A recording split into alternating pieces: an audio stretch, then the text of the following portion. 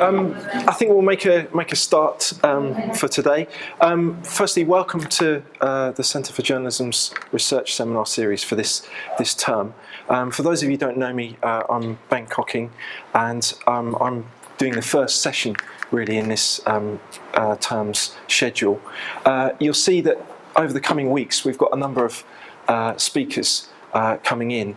It's always going to be in this time slot in this room, basically 1 till 2 on a Wednesday. So I do hope that people can come along. We've got some people coming from other kind of cognate areas within the university, and we've got some external speakers coming as well. So we've got Professor Ros Coward from Roehampton, and we've also got two professors from City University, George Brock and Jane Singer as well. So that's the schedule coming up for this term. Beyond this term, there will also be another series of seminar sessions next term as well. So just to kind of bear that in mind. Okay, I thought I'd start then by just telling you a bit about my topic for the day, really. This is a kind of new area of research for me. It's not something that I've really done much work on in the past, and it's something that I kind of wrote around Easter time earlier this year with the intention of turning it into a journal publication, and that's still very much my intention, but I think it probably needs some further tweaking, and I'd be happy to take any suggestions or questions or criticisms that people may have with that regard. It's rather kind of grandly titled, towards a taxonomy of news values. I mean, essentially, what I'm interested in here is taking some existing ideas around the notion of news values and thinking about whether they might be applicable in a different context, and that context being travel journalism. So I thought I'd start first of all just by saying a little bit about news values and what we might mean by news values, and I guess indicating something about the kind of literature that already exists in this particular area. I mean, most commonly, news values are often thought of as originating with Galtung and Ruug, two Norwegian academics who published a paper back in 1965.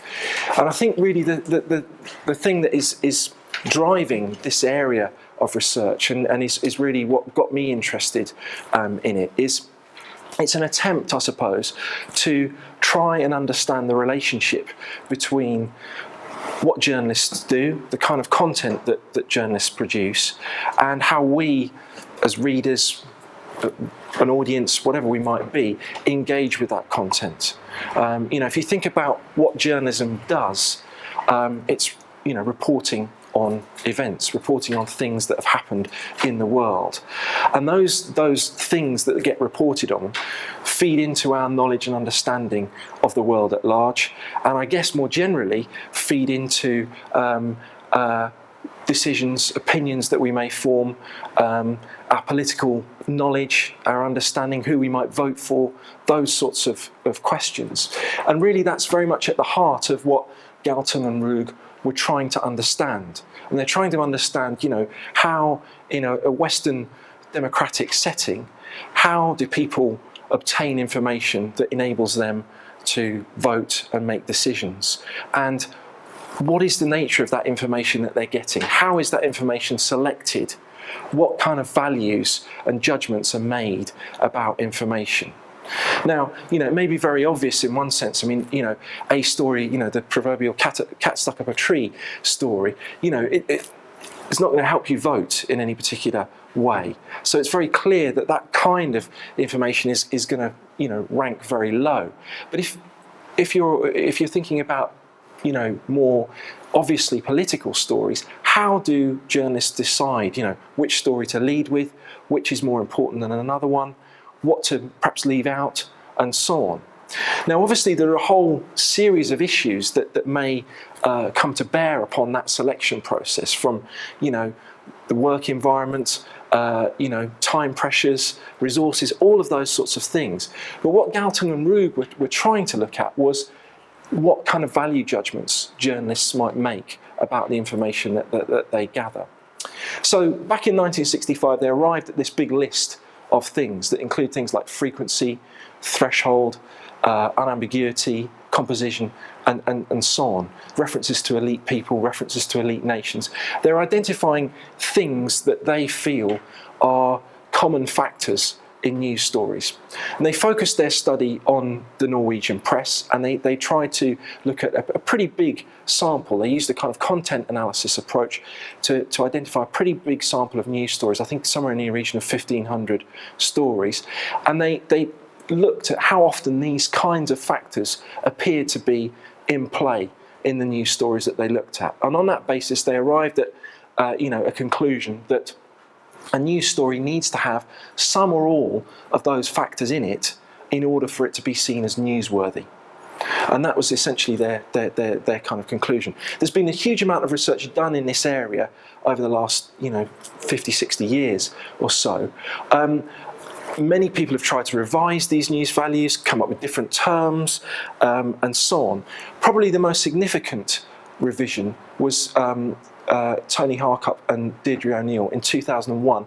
They came up with a revised study that was based upon British newspapers. I think they looked at 1,226 stories, and they came up with a revised list. Now you can see that part of this list, there are some kind of similarities. The power of the elite versus references to elite nations or elite peoples. They're very kind of similar sorts of terms. I think the big thing to notice there is that celebrity features.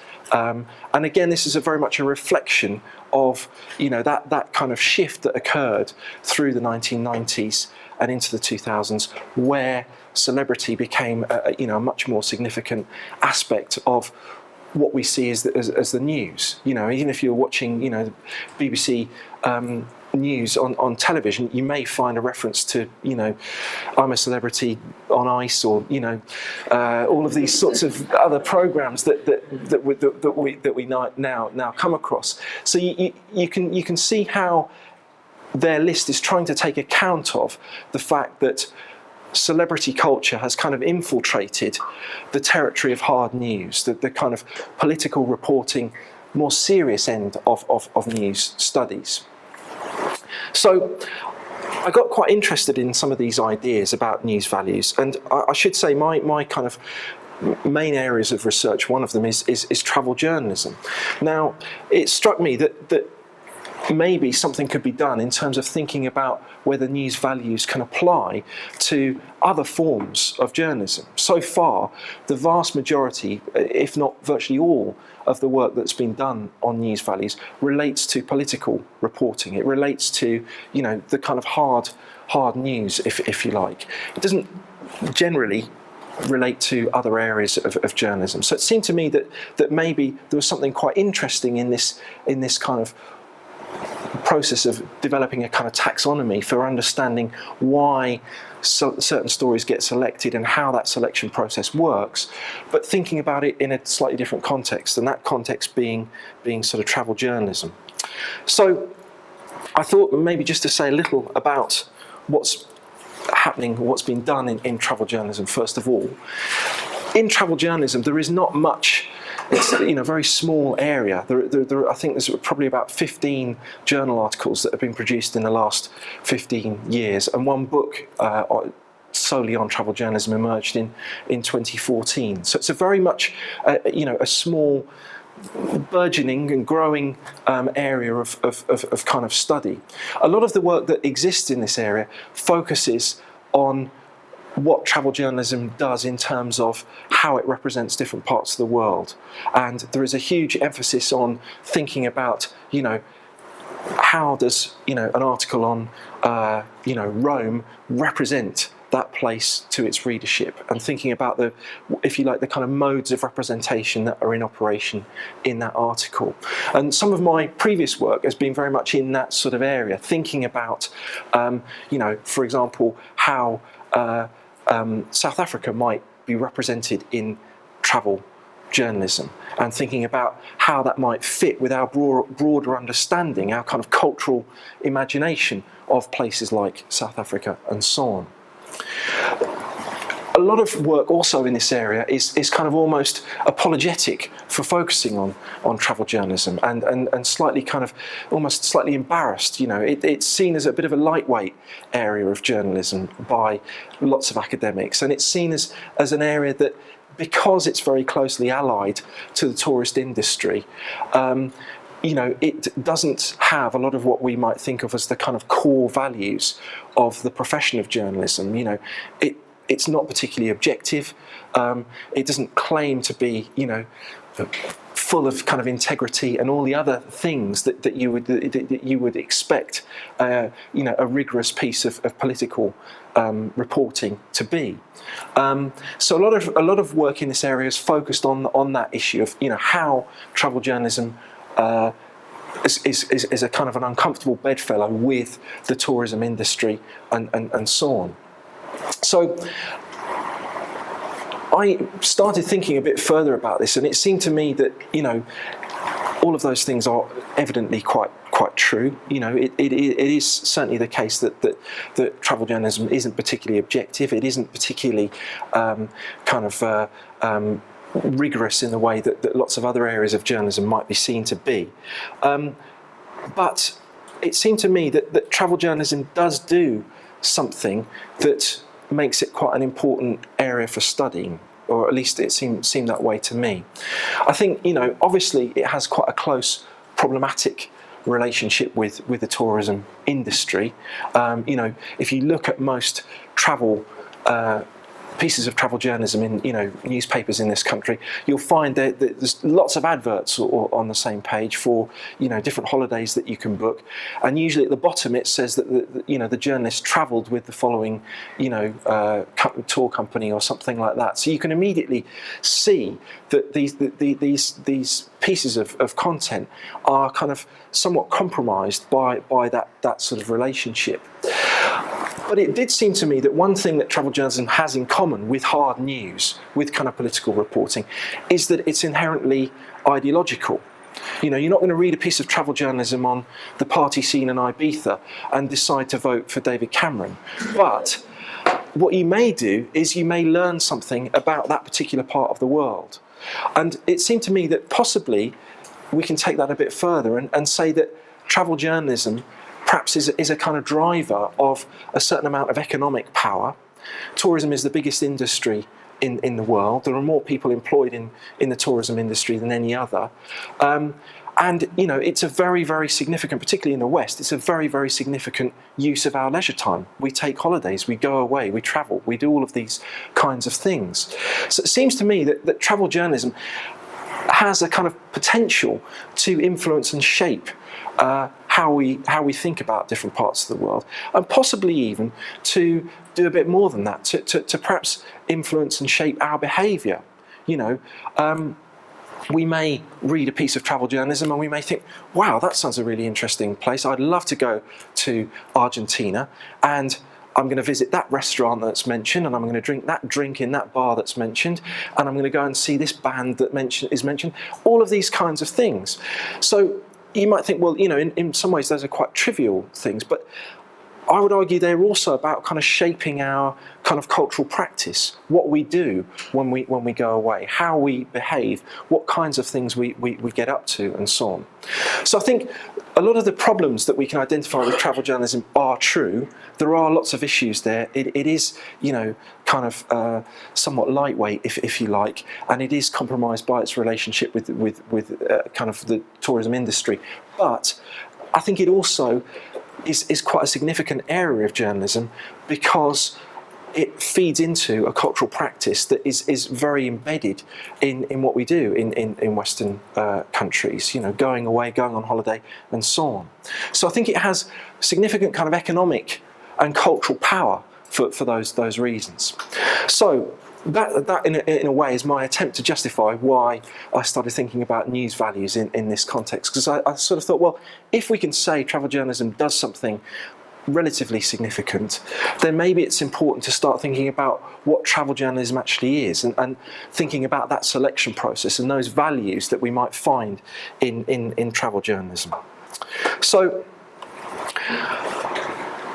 I started thinking about that, and it seemed to me there were several immediate problems that I tried to kind of get around, really. If you look back to people like Galton and Rugg, or lots of the other literature, the overwhelming trend in the literature on news values is very much about taking a kind of contents analysis approach to the study of news values.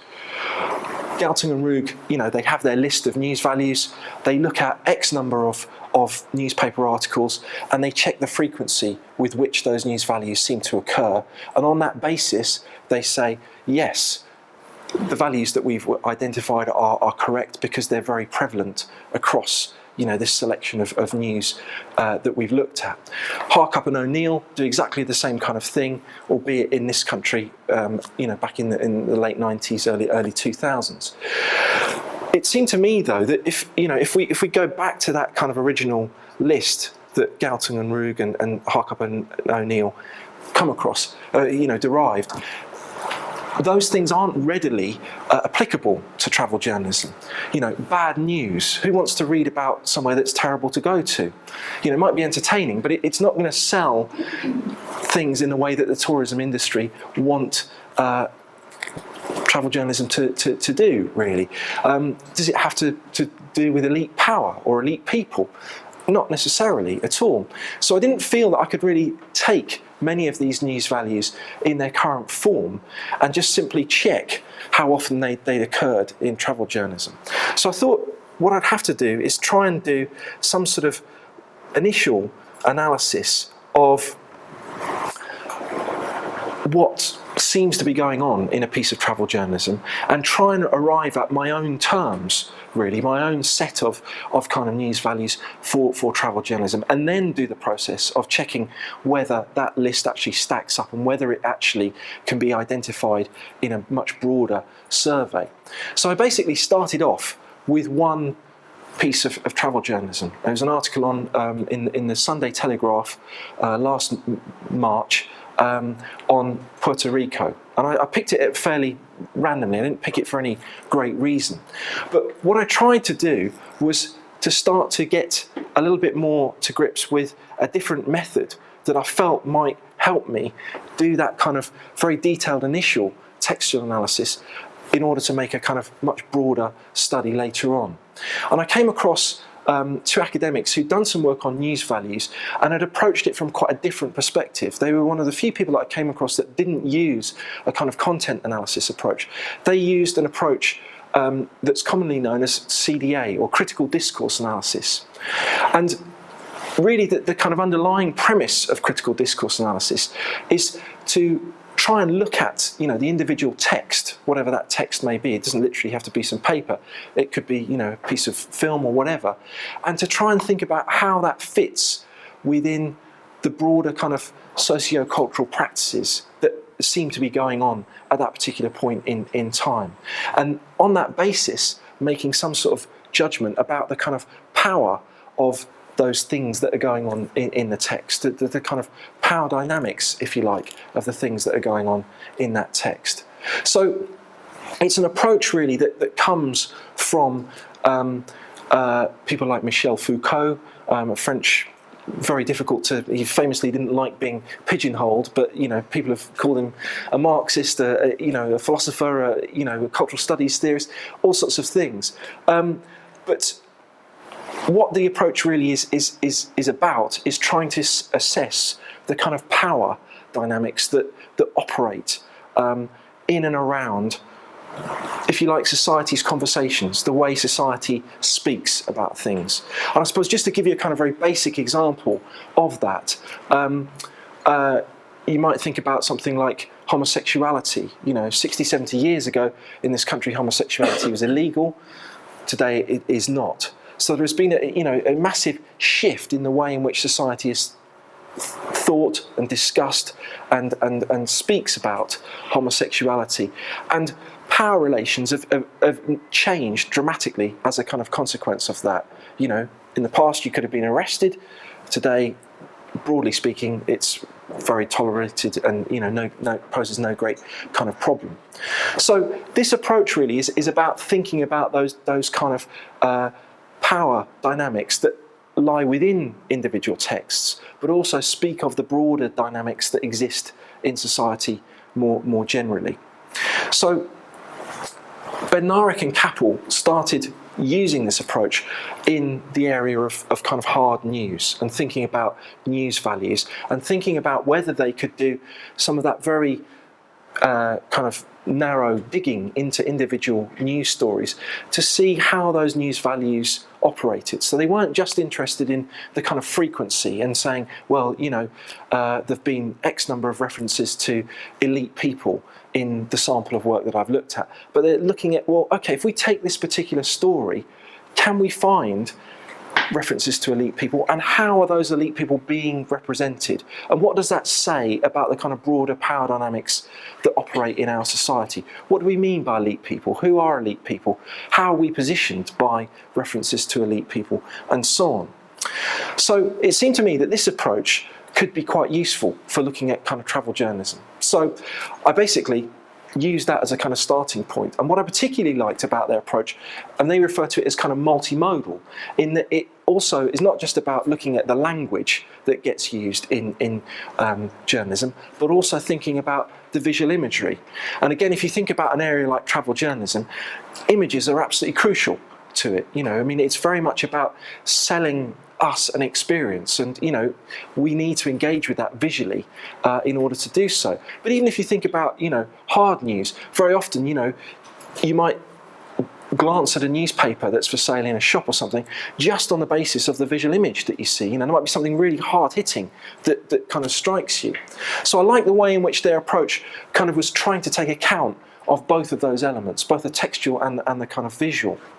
So they came up with this kind of again, another kind of acronym really. They took the CDA, the critical discourse analysis, as a sort of general overarching approach, and they decided that if they were talking about news values, they would call it discursive news value analysis. Now, you can make of that what you will. It's just a kind of essentially doing the same sort of thing, but trying to apply these ideas within the context of news values and the study of kind of news values. Now, what they did is just underneath the picture, the third bullet point down there, they stuck with broadly an existing set of news values. They didn't reinvent a set of news values. Their view is that there's been a huge amount of work done on news values over the last 60 years.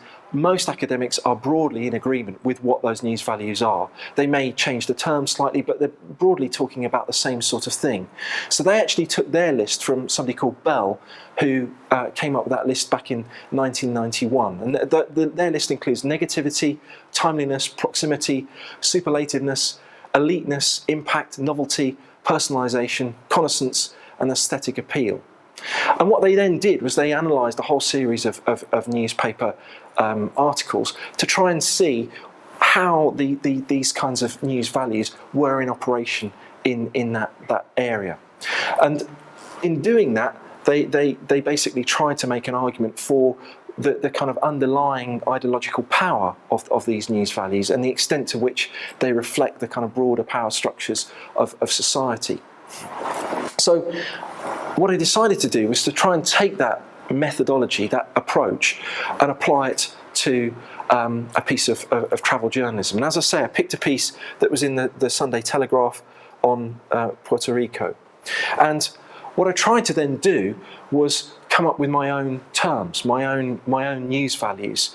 And what I've done in this article is I've basically done the initial analysis of this individual piece of journalism, and then I've mapped it across 10 further news articles and tried to make sense of the extent to which these news values seem to be in evidence, not just in one piece of travel journalism, but in a range. And what I'd like to do, which I've had some kind of initial chats with Laura about doing, is going on to do a kind of much broader, more kind of empirical study, a kind of contents analysis, and saying, right, if we take 3 months worth of travel journalism, can we also find these sorts of news values? So it seemed to me probably the kind of overarching news value is to do with appeal. Travel journalism doesn't have the kind of luxury, if that's the right word, of hard news, in that we're not drawn into it because we feel we should be, for some sort of moral or as part of exercising our democratic right, we feel we should engage with the issues of the day. Nor are we kind of drawn into it because we encounter something that's very hard hitting, which a lot of political reporting and that sort of journalism is. So we have to be drawn in another way. It has to appeal to us. It's very easy to skip the travel section and go on to something else. So I thought appeal is a kind of very key aspect to all of this. We're drawn by the visual imagery, and again, it seems to me that it taps into what we might imagine. I imagine if you think Puerto Rico and you think, Caribbean, if I'd not shown you that picture and asked you what immediately comes to mind, I imagine a lot of you would have had something along those lines in your mind. A typical or very stereotypical, tropical paradise, sandy beach kind of thing. And what we find underneath the headline is this quote: "This isn't Puerto Rico's first moment in the sun. Back in the 60s, the island found itself fleetingly one of the most fashionable destinations in the Caribbean. JFK holidayed there, Joan Crawford, and so on." So we're kind of drawn visually to images like this. We might be thinking, wow, on a rainy day like today, wow, that looks amazing. Wouldn't that be nice to be there? And then we get this kind of, underpinning of all of that by these sorts of statements, that this is a recognised, luxurious place with a glamorous past that we can visit. So it seemed to me that appeal was a kind of key element in all of this. And beyond that, if I'm honest, I'm not too happy with this term, the cultural frame. It sounds a bit clunky to me, but what I thought, what I'm trying to get at really, is the way in which, once we're drawn in from that initial, kind of appeal, we stop and start reading a piece of travel journalism, we immediately find ourselves encountering detail of what there is to do in that place. And it seemed to me it's very much about trying to locate the reader in that sort of space. So, you think, wow, that's a nice sandy beach. Where is that? Oh, it's Puerto Rico. Okay, what would I do in Puerto Rico? What are the kind of things that I could get involved in? And it comes back very much to, I suppose, what we might think of as the kind of underlying power dynamics of travel journalism, that we're being kind of encouraged to think about and place ourselves in these locations and engage with certain cultural practices as a result. Visit this beach, go to this particular location. It's a 5-star resort. It's on the edge of a rainforest. You can, swim in a pool underneath a waterfall. You can do all these sorts of things. And very quickly, we immediately find ourselves building up an impression of what this place is, what the kind of cultural practices of this place are, and how we as a tourist could kind of engage with them. So I felt that seemed to be kind of in operation very much in this particular piece. And it struck me that in a way there's a similarity there to somebody who's done a lot of work on tourism called John Ury, who also plays around with the idea of kind of discourse and the power of things, and argues that tourists approach things with a kind of tourist gaze. You go to visit romantic Paris, you look for signs of things that confirm that it is romantic Paris, or you go and visit, Rome because it's got stunning architecture and stunning art and culture and so on. You look for things that kind of, confirm that. And he talks about the kind of discursive power of that kind of mode of looking.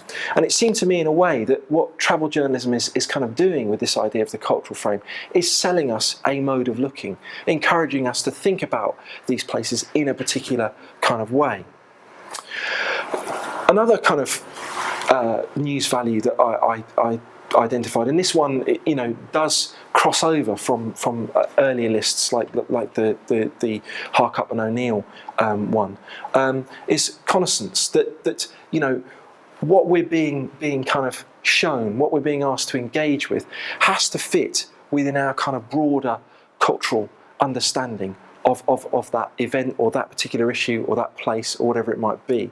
And I've included here a quote from Kappel and Barnett Bednarek, who describe this in relation to the kind of German beer festivals, Oktoberfest, and that, if you were doing a piece in the news on that, you might very often find images that kind of fit with that. So you might see lots of pictures of big, beer glasses and cleavage and all the rest of it, and that kind of fits with what we might understand, what we might imagine that kind of thing, that kind of event to sort of involve.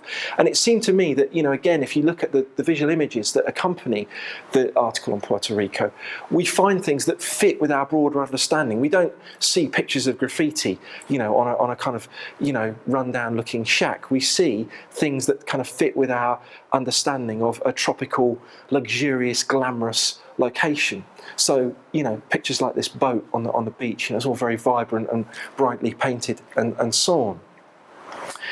And I'm just going to kind of run through a couple more of these news values. I think, all of this in a way is leading up to encouraging us to identify in some way with the place. It may be that we do this vicariously, that we read the travel journalism, we've got no intention, maybe not got the economic capital to go and visit Puerto Rico, but momentarily our mind wanders and we imagine ourselves in these places. Or it may be that we do actually follow through on these things. We think, that looks a fantastic place, I'm going to book exactly that holiday, and off you go.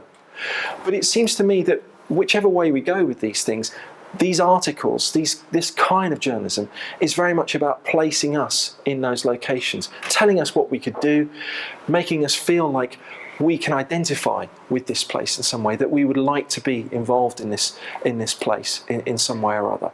And again, taking a kind of an aspect of this methodology from Bednarek and Kappel, what they talk about a lot is camera technique, the kind of composition of the images that you might find in their case in sort of hard news reporting. But I think if you look at a lot of the photos that you find in travel journalism, it's very much about placing us in these locations. You can imagine yourself just on the edge of these frames.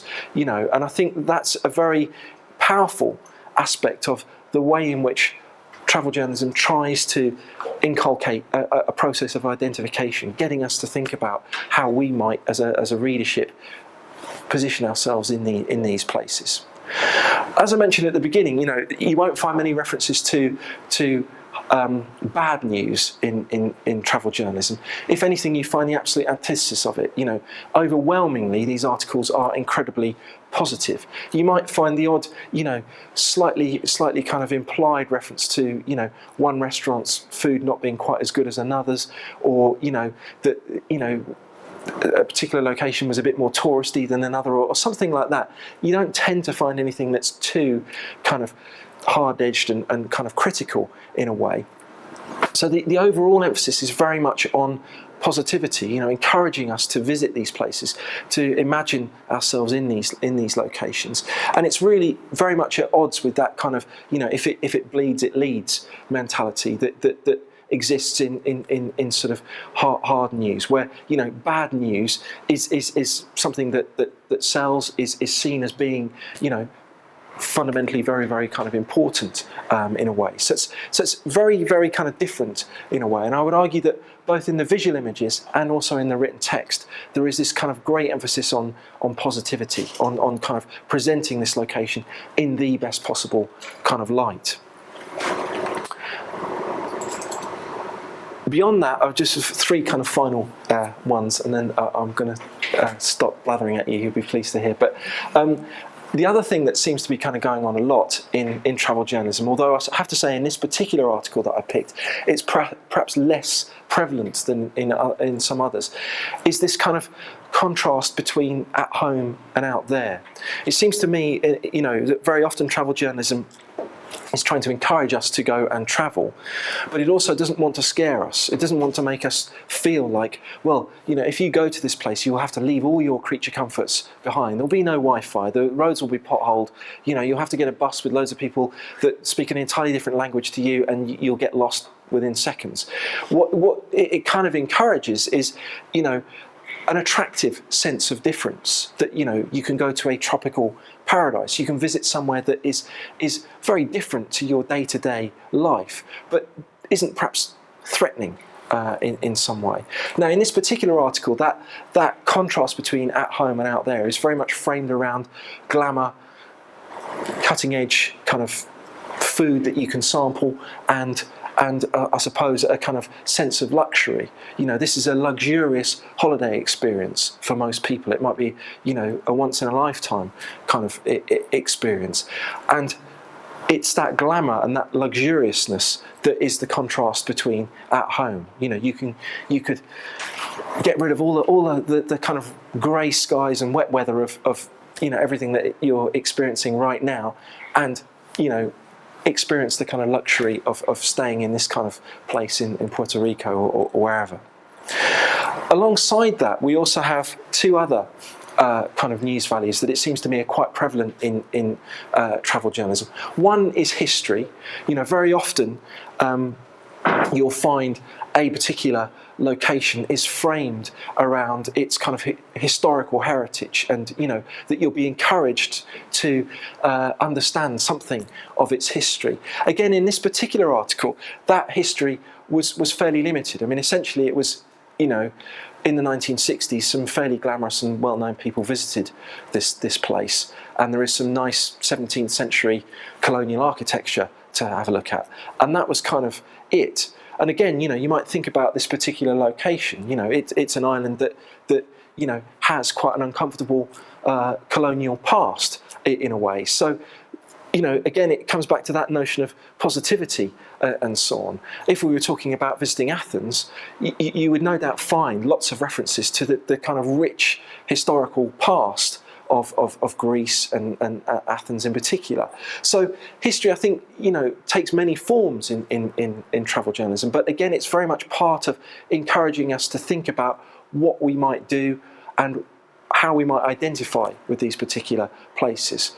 There is a huge, rich aspect of the kind of cultural practice of going on holiday, travelling, going abroad, which is about thinking about, in whose footsteps you're following in, who has been there before you, and there is something very kind of powerful about our desire to sort of do that. Finally, the other aspect to this, I think, is timeliness. We're just kind of coming into autumn.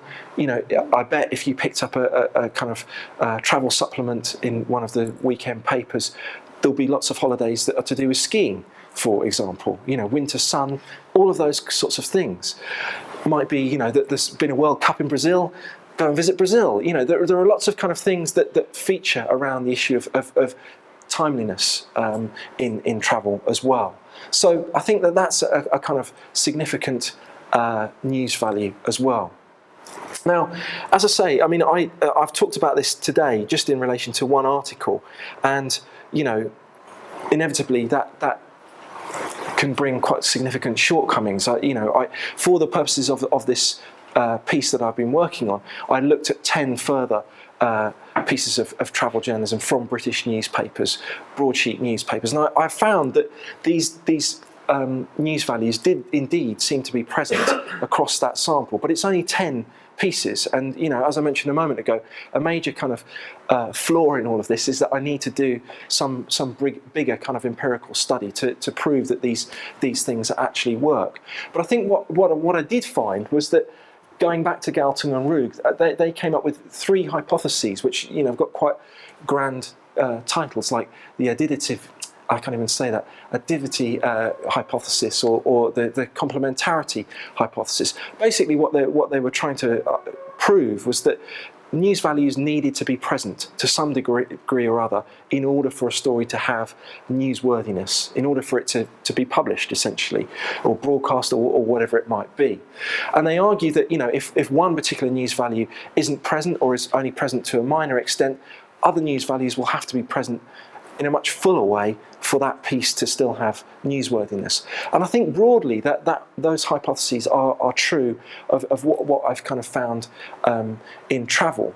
I think the other thing to say is that I think that, in the same way that a lot of literature on news values is about thinking about that how these news values fit within a kind of selection process that journalists are engaged in. Why this story? Why feature it in that way? Where does it fit within the kind of the running order of that day's paper and so on?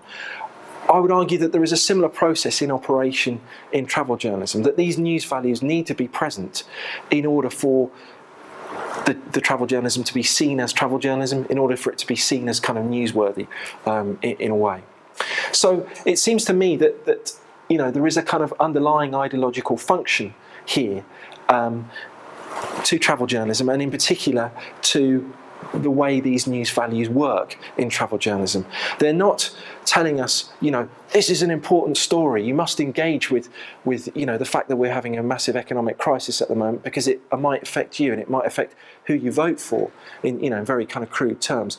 They're telling us, engage with this because, I suppose very simply, we want you to spend your money. We want you to, go on these holidays. We want you to do these things. We want you to engage with these kind of cultural practices. So it seems to me that there is a kind of an underlying ideological imperative in the news values in travel journalism that tells us quite a lot about the significance of this form of journalism and how it fits more broadly in kind of Western models of kind of capitalist consumption, and how we construct our leisure time essentially. So I think it tells us quite a lot about those two things: the kind of economic imperatives in travel journalism, and also the kind of cultural practices that emerge through and are encouraged through travel journalism.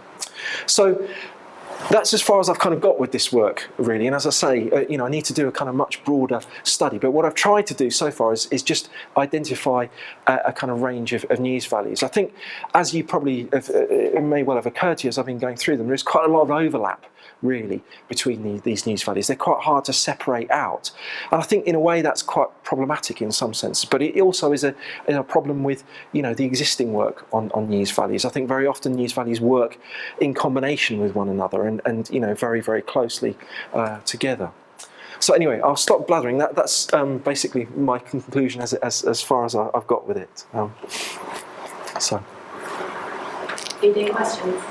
Yeah, absolutely. Yeah, by all means. I was wondering if you've looked at either online journalism, travel articles, or travel magazines which are just supplements, and if they go with your idea of reconnaissance, because if you look at the New Planet, they're much more, well, I would say they're much more to reality, and they don't hold back on the negatives.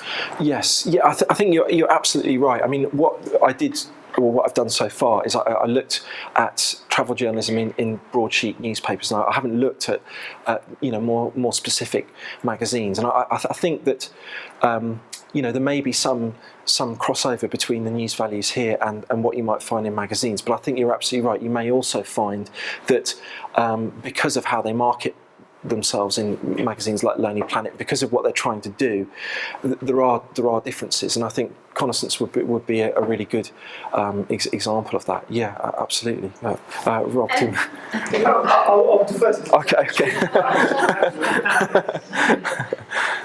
Basically, it's really interesting. One of the things I noticed that you said was that we aren't drawn to the travel journalism because of anything to do with ethics. And I suppose, is there not something a bit sinister with that? Because if we look beneath the surface, going back last weekend, I bought The Guardian. Yes. And they had an advertisement in there, and it was something ridiculous, like £4,000 to go away to Sudan, North Sudan, where I've been. And I know that that's an awful lot of money. Mm. And I also know the person out there who deals with a lot of these places, who takes the people around. There's also an Italian company that's very good. Mm-hmm.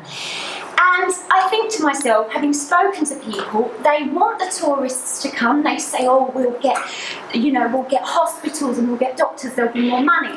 And the truth is, that is such a vast amount of money, and it goes to the government. And when we look at North Korea, obviously there's more people travelling there now, and again, it's an awful lot of money to go there.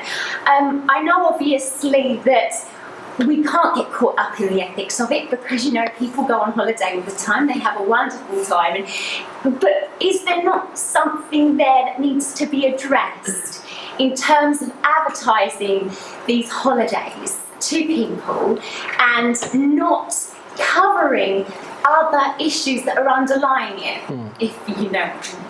Yeah, I think you're absolutely right. I mean, I think that, you know, it would be very nice or very refreshing in a way to read travel journalism that maybe did explore some of those kind of broader issues. And, you know, there are examples where that does happen, but I think overwhelmingly the kind of most standard format of travel journalism, certainly in newspapers, tends to be very closely allied to the tourism industry, and it's very much about pitching holidays to, you know, what they perceive to be their readership, you know. And I imagine that the Puerto Rico experience is, you know, largely aimed at fairly affluent, middle class, you know, perhaps, you know, retired or semi-retired, or, you know, those, you can make certain assumptions about that, and it doesn't really engage with anything that falls outside of trying to pitch that experience to that demographic, really. So I think you're absolutely right, and, you know, in many ways that's perhaps why academics have tended not to focus too much on travel journalism, because, you know, it's seen as a bit unethical, or it's seen as a bit problematic for a lot of those kind of reasons. Yeah, absolutely. I mean, that's the thing. It doesn't cover with certain areas, you know, what that will do. You know, these adventure holidays, for instance, going to certain areas where inevitably there's going to be an incursion on, you know, local culture and local themes. Yes. And you know, not like this kind of, you know, but more adventure holidays where it's going to certain places that are, Yeah, absolutely. I totally agree. But I don't know who to go to next. But, well, I want to ask you about essentially how these news values are applied. When we've talked about news values in reporting, obviously they play a crucial role at a very early stage in the process. They're about selection. A news journalist has the entire world's worth of events, and these help guide us towards what we think will be interesting to our readership. And important to think these are actually relative values, not absolute values. They are different for every newspaper, different for every journalist in some respects. I wondered how much you thought about the actual application of the values you're positing, because I would suggest that actually it doesn't work that way in travel journalism. What happens in travel journalism is, and I think probably Tim's going to make the same point, is that you get a very narrow selection of potential trips that are offered to you by a company. You get to choose from those. You then, the way it used to work at my place was these get emailed out to the reporters or to news editors, who then send them on to reporters to see whether there's anyone that's actually willing to take on one of these trips. Generally speaking, you will lose anything that has any potential actual news value at that stage, because all the ones that have just been spoken about there that have any kind of ethical or news potential, reporters don't want to do. They're interested in going to the beach. Yes. So you immediately lose some news value at that point. Then it comes down to, okay, well, I really want to do the 5-star Puerto Rico experience, but now I need to justify the fact that I'm doing this. I'm going to write something that appears to have news value, and at that point then these start to come in, not because the story has value, because the journalist is justifying their existence and getting a free holiday. It just struck me that some of the things you're talking about here weren't actually about. So I look at these kind of issues about selection. These are issues of presentation, and actually I thought that the cultural frame, the identification, the positivity, you could actually group all those together. Aren't they branding? And aren't those things not being set by a journalist or by a newspaper, but actually by an advertising company that is selling something in a particular way? And that the pictures that you've talked about analysing are generally not taken by a journalist. They're provided by an agency. And actually this is all about something that happens after, not something that happens before. If you see what I mean. Can I follow that? Yeah, sure, yeah. I won't go through the process because Rob's described it quite well. But I was going to ask you, don't you think that what you're actually dealing with is not a taxonomy of news values at all? It's a taxonomy of public relations values. And I wonder whether you've asked the people who write these pieces, particularly on the national newspapers, how much of the copy they've used has been provided by the company in the form of an extraordinarily glossy brochure which is designed to make it easy for you to write. That they haven't only provided pictures, but have insisted that you use their pictures, or if you do not, that you cannot take any of your own. And that these things are not done on national titles by people who the newspaper regards journalists. Historically, they tended to be done by a very small group of people who refer to themselves specifically as travel writers, and who will often write the piece for more than one title, using a different byline in each. I suppose all of the things that you're identifying, they're fascinating, but you talk about the selling as a mode of looking. Well, that's an advertising technique. You talk about the use of history. Historians call it the myth of historic legitimation, and advertisers have known that the myth of historic legitimation sells things for a very long time. It sells ideas, it sells products, it sells policies. So, I think what you're doing is absolutely intriguing. I think that the way you're breaking it down is intriguing. But is it journalism? Well, yeah. I think that those are both really interesting and really valid points. I suppose it's not journalism in the way that we would find journalism operating in lots of other areas. Can I just make one additional point? Yes, yeah. There is almost no selection involved in this process at all. You have got a travel supplement to fill, and it's got a certain number of pages on it, and your advertising department has sold advertising onto those pages. Unlike your politics pages, where as an editor you are looking at perhaps 15 pieces and deciding to run 3 and amalgamate 2 of them, what you're actually looking to do is to commission precisely enough copy to fill that supplement. You will never have a choice. You will simply say, I need 15,000 words broken down into 7.5 pieces. Let's get them. And then therefore you publish what you've got. Yes, yeah. Choice. Yes. Is that fair? Yes, absolutely. Yeah. I think that those are really interesting points, and I think, again, it kind of comes back to some of the differences between travel journalism and other areas of journalism, and certainly there isn't a kind of prior event with travel journalism in the way that there is with other forms of news. Something happens in the real world, it gets reported upon, and then that goes through some sort of selection process, and so I think it. I think that selection process is very different in travel journalism, and one of the things I did find in relation to this Puerto Rico article is that an awful lot of the copy comes from brochures, and I found that if you look up some of these resorts that I've mentioned, that copy is already on their websites. A lot of these pictures, it's exactly the same kind of thing. So I think maybe the process of selection is very different, and maybe that even the term news values is perhaps problematic in this context, because it sort of makes us think of news values in relation to hard news. But I guess that underlying kind of ideological implications of this, what it makes us do, seems interesting to me and kind of worth exploring. But I absolutely think that's right. I suppose as well as doing an empirical study, another direction to go would be to look, to try and trace back where these images, where this copy originates, and to try and plot those relationships from advertising and PR through to a piece of travel journalism. And I think that might be quite revealing of some of these things. Absolutely. But do you want? I'm kind of following up on Tim this, but in a historical context, do you think this type of journalism almost develops from writers such like Rider Haggard or Dr. Kipling, and then in Victoria they sold ideas of India and Africa through their literature?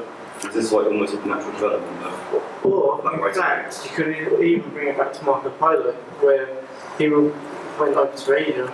No one can actually prove what he wrote, because there was a lot of fiction, there's a lot of accounts of monsters and all that, because the Belgian that the medieval time report. Yeah, absolutely. I think again it comes back to that idea of our kind of collective imagination about these parts of the world. Certainly, in an early piece that I did, I wrote about travel journalism on the Middle East, and you don't have to dig very far to find references to magic carpet rides and the exotic souk and all of these sorts of things. And again, there's a long kind of history culturally to us in the West imagining that part of the world in that way, and a lot of that comes from early travel accounts. So I think you can certainly find types of representation and trace them back historically. Absolutely, yeah.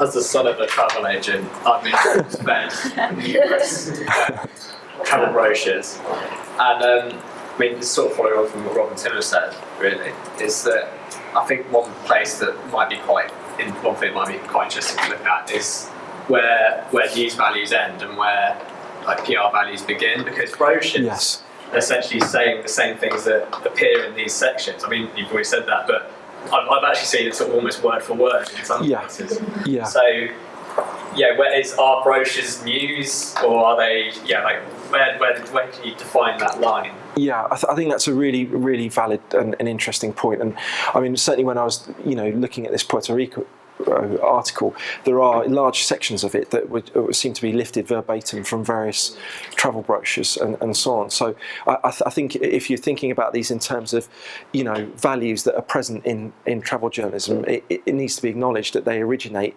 in areas like PR and advertising and all those sorts of things. And in that sense, that process is very different to political reporting, where that those news values originate much more within the profession, I guess, of journalism rather than outside of that. But going back to what Henry said, where does it end and where I'm thinking of the Brat Guides and the Lonely Planets.